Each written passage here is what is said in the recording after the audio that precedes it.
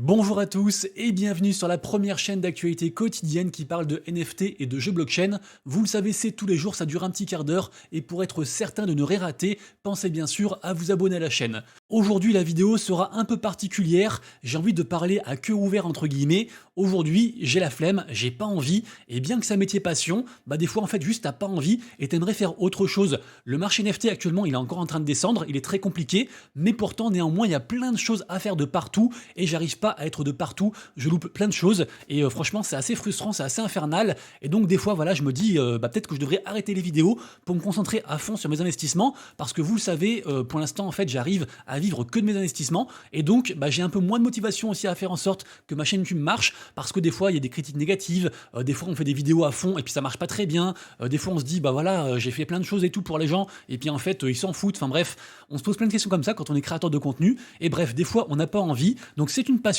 je kiffe le faire, je vais continuer à le faire, vous inquiétez pas. Mais voilà, juste aujourd'hui, j'ai vraiment la flemme et j'ai plein de choses à faire. Donc je vais essayer de faire un format un peu différent. J'ai plein de news à vous dire. Ça ira assez vite, ce sera assez succinct. Comme d'hab, vous avez tous les liens en description.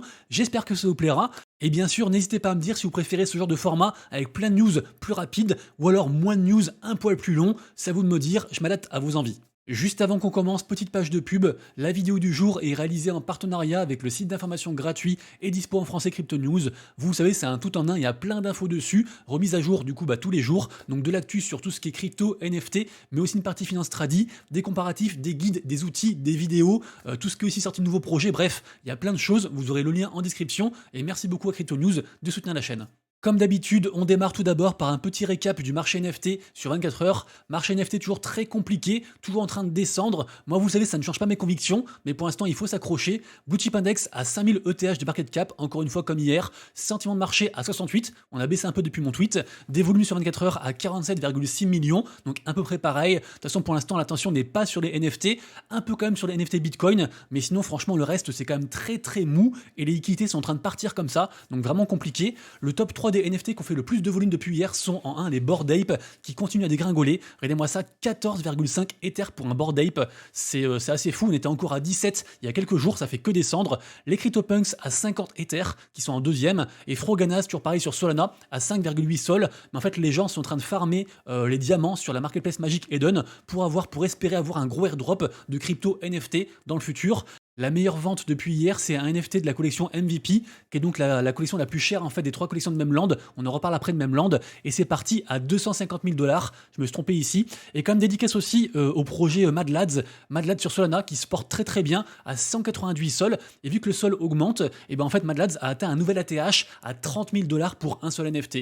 Et pour finir sur la partie marché NFT, double digression, je vous parlais à l'instant des Bored Ape qui ont beaucoup baissé, et vous le savez, le marché NFT est très manipulé, notamment par les baleines, par les whales qui ont beaucoup d'argent, mais en même temps, c'est grâce à elles en fait qu'on arrive à maintenir une certaine activité sur différentes collections NFT, notamment du coup côté Bored Ape, il y a beaucoup de whales, et ici on apprend qu'il y a 2 mois, on a un wallet neuf qui a été alimenté avec 2500 Ether, qui a acheté 106 Bored Ape, et là 2 mois après, même si le TH a explosé à 4000 $, ce wallet est en perte de 950 Ether, donc quasiment 4 millions de dollars en 2 mois.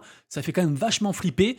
Et je vous disais double digression parce que cette info nous provient du compte Twitter Cyrus. Cyrus, c'est un super bon compte à suivre. C'est aussi une baleine, quelqu'un qui a beaucoup d'argent, qui prête beaucoup d'argent aussi contre des hauts taux d'intérêt dans le monde des NFT. Et on apprend que Cyrus, en fait, a prévenu un mec à qui il a prêté de l'argent, comme quoi, en fait, il est arrivé à échéance et qu'il fallait qu'il rembourse. S'il le faisait pas, il gagnait 300 000 balles parce qu'en fait, le mec à qui il a prêté de l'argent avait mis en collatéral un NFT unique de l'artiste Tyler Hobbs, qui est très connu et qui est coté à l'heure actuelle, à 300 000 $, le mec, du coup, l'emprunteur lui a répondu. Il a dit merde, c'est une erreur et tout, vous inquiétez pas, je vais rembourser. Et donc, comme quoi, il y a encore des good guys dans ce monde. Et d'ailleurs, et après fin de la digression, malgré du coup les complexités du marché NFT à l'heure actuelle, le côté pré-NFT, le côté lending borrow NFT marche encore très bien.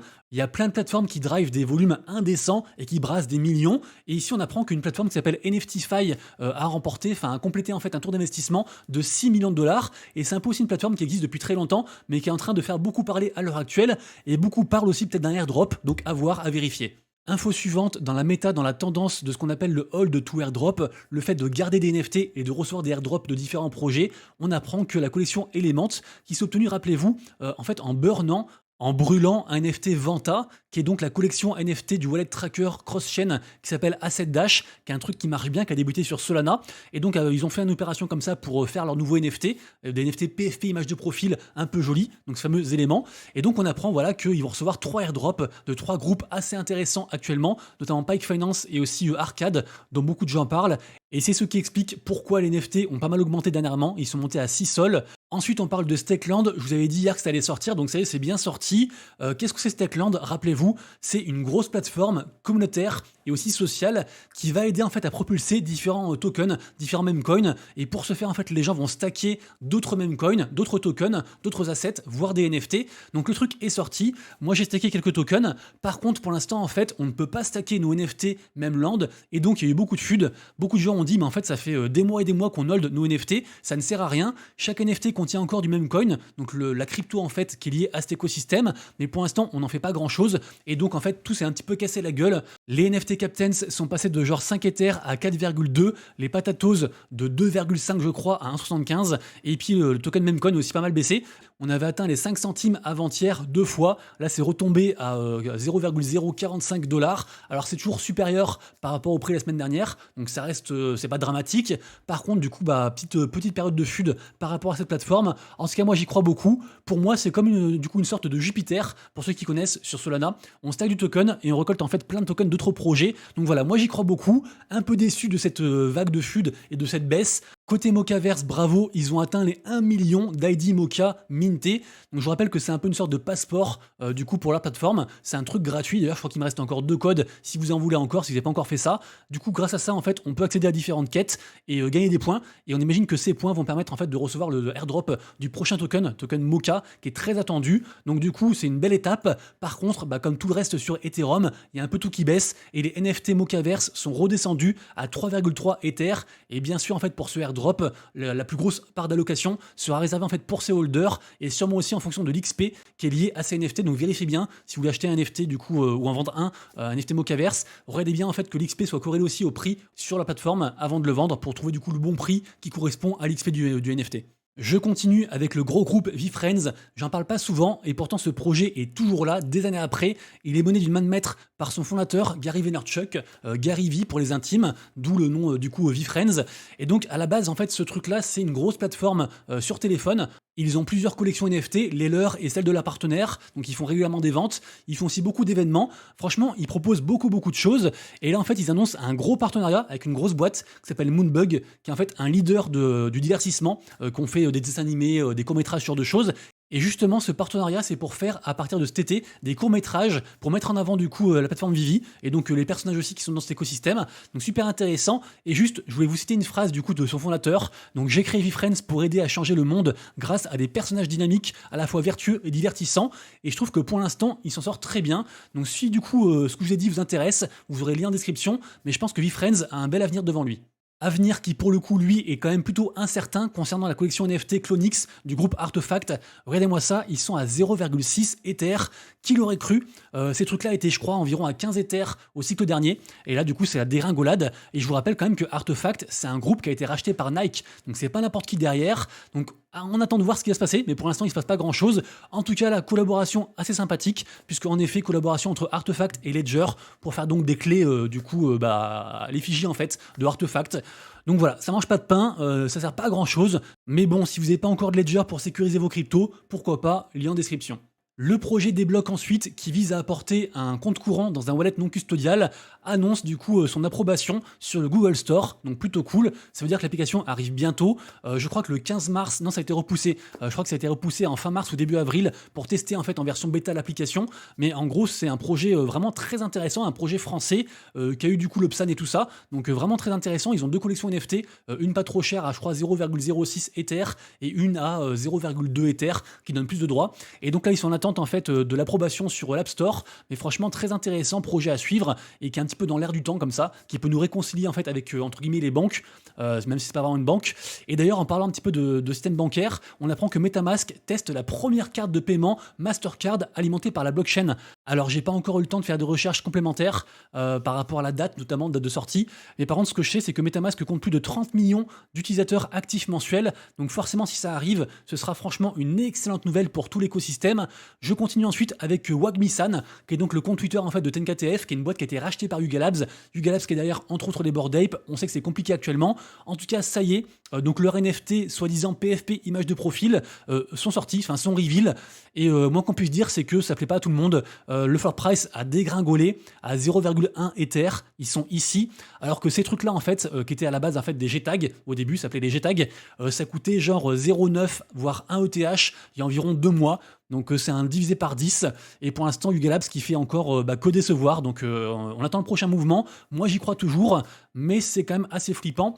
Et on terminera les infos générales avec Beeble. Alors c'est pas une boîte NFT, mais bon, c'est quand même un très gros projet. Pour la faire courte, c'est un peu une sorte de Telegram, mais du coup décentralisé et Web3, enfin blockchain.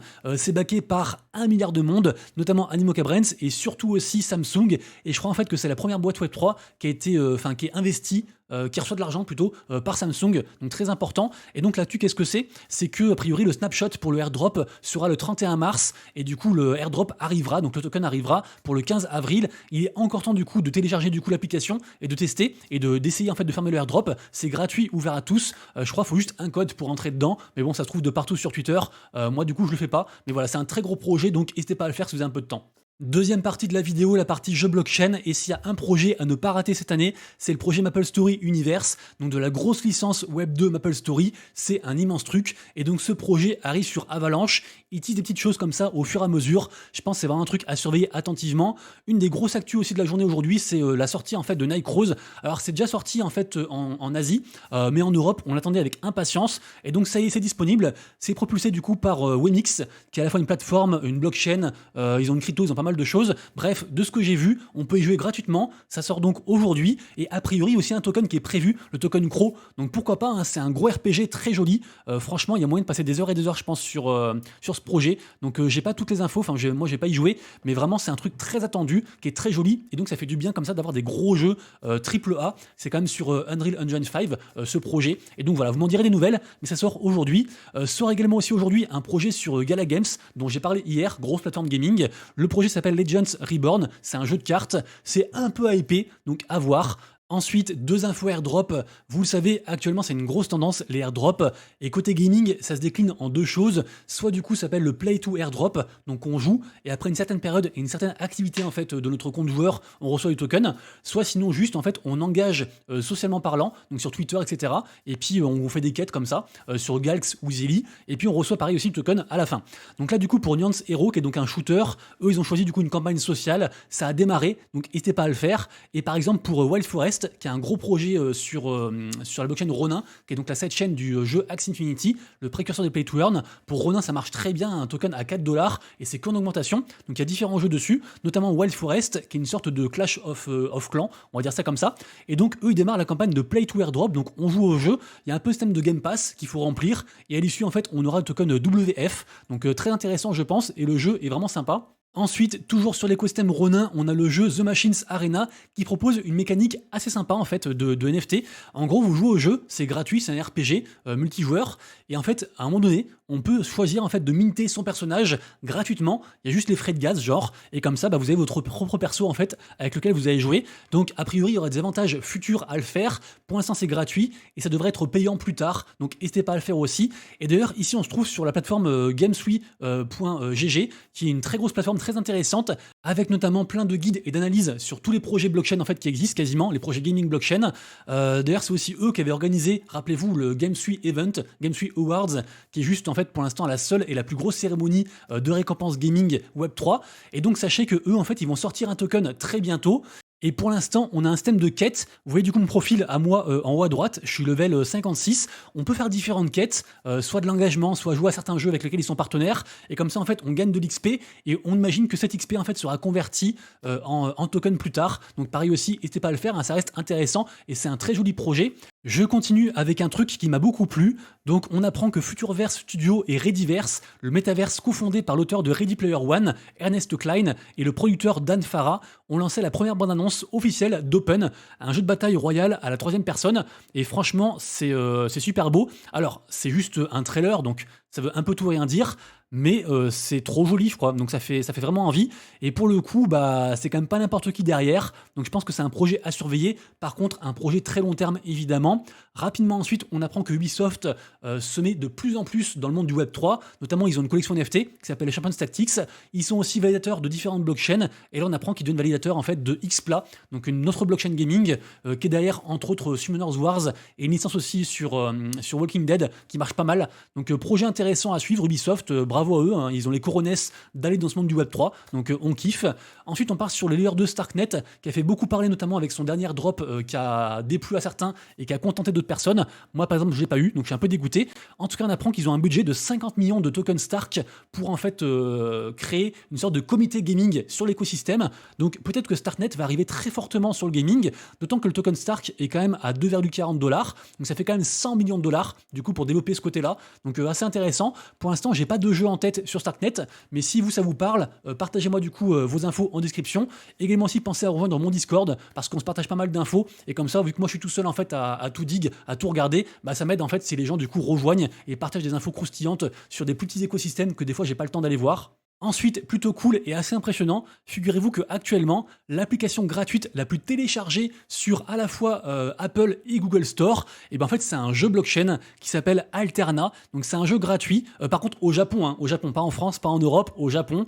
Du coup ce projet s'appelle donc Alterna et j'en sais pas beaucoup plus, mais voilà plutôt cool. Et de toute façon je continue à dire en fait que l'Asie est bien en avance par rapport à nous. Donc peut-être que ce projet va arriver un jour et que ce sera un banger, j'en sais pas. Renseignez-vous. Également aussi projet assez intéressant. On en parlait je crois il y a environ un mois, ça s'appelle Saku Monster.